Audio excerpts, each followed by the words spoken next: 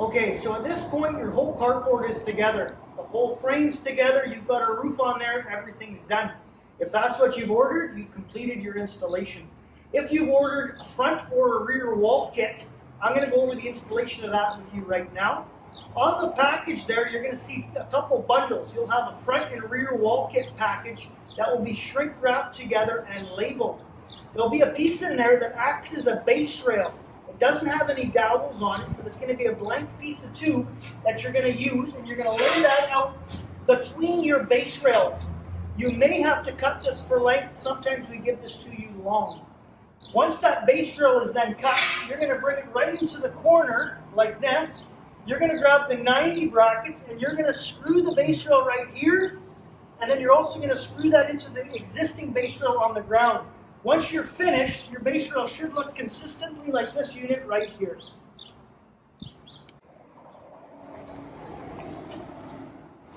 So now you have your base rail attached for your front or your rear wall.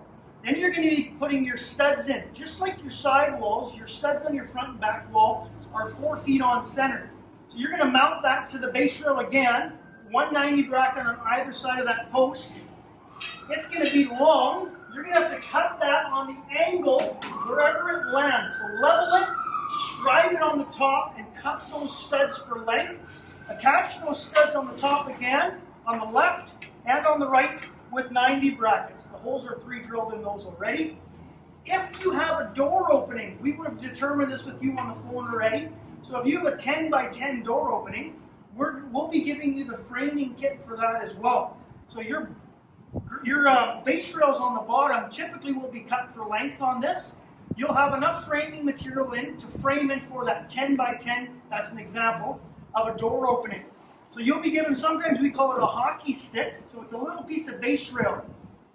Then you're going to have a post on the left of the door and the right of the door. Typically we call these king studs, because typically these are doubled. So typically they're welded together. There'll be 2 studs welded together. This one's on the left and on the right side of the door. Once those are in, then you're going to then attach your header. Your header gets attached the same way as your posts do. They're going to be attached in the corners with 90 brackets. This would be on a 10 by 10 door mounted at the 10-foot mark right across.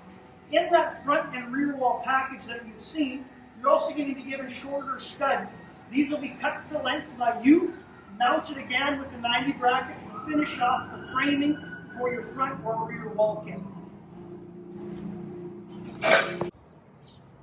So if you've ordered side sheeting to fully enclose your building, if you've ordered 1 or 2 extra sheets, the installation is exactly the same.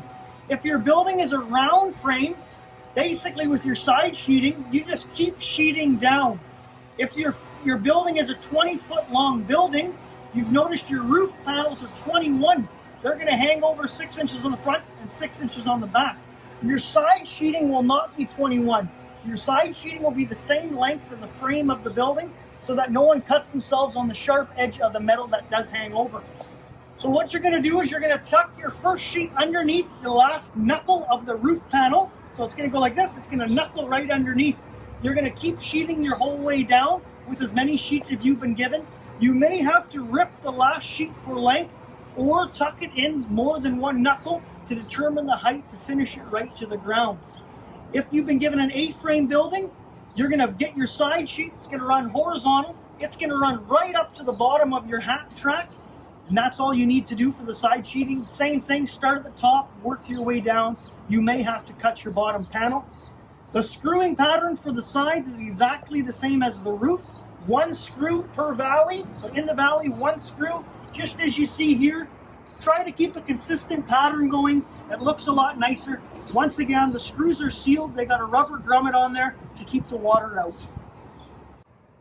So once you got your front wall and your side walls all sheathed, then you're going to be seeing this longer piece of trim. It's equal length on both sides.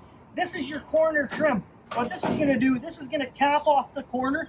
It's just made to look pretty. This comes in white or black. You'll have to cut this according to the length of your building, and you'll be given enough pieces to do your whole building. If you've been given a man door or a garage door, typically this is included as well. So some of you may have ordered a window kit or a door kit. We don't supply any doors at this time or windows, but you need framing in order to frame it for a man door or a window. What you're going to see is your posts are going to be roughly 4 feet on center.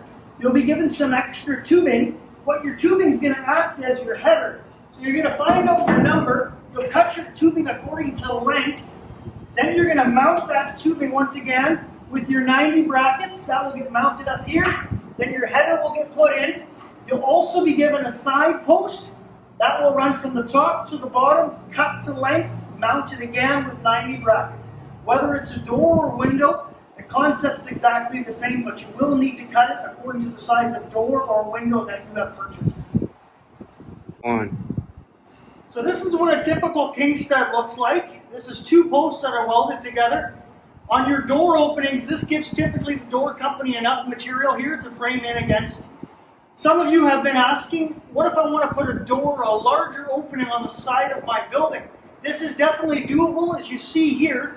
Basically what you got to do is you got to carry the load of the rafter that you're obviously eliminating that post for.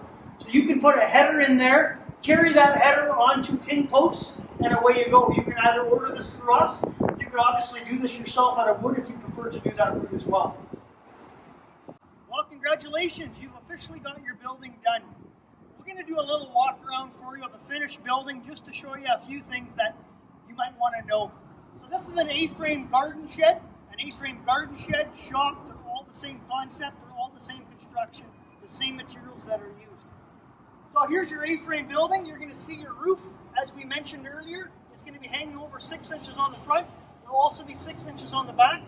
There's your trim on your roof line finish. If you look up close to the top, you'll see the ridge gap there.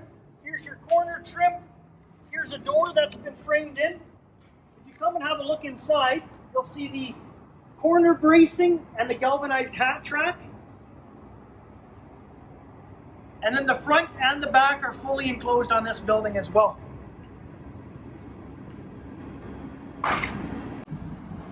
So this is your typical round frame building. This is a 20 wide. Whatever size you've ordered should look similar to this if it's finished. If you come for a walk, I'll show you what it looks like. This has got a front wall and the one side is closed in. This has got an open back and also an open side. As you see, your sheeting runs horizontal. This has those welded in center collar ties because it's over 16 feet wide.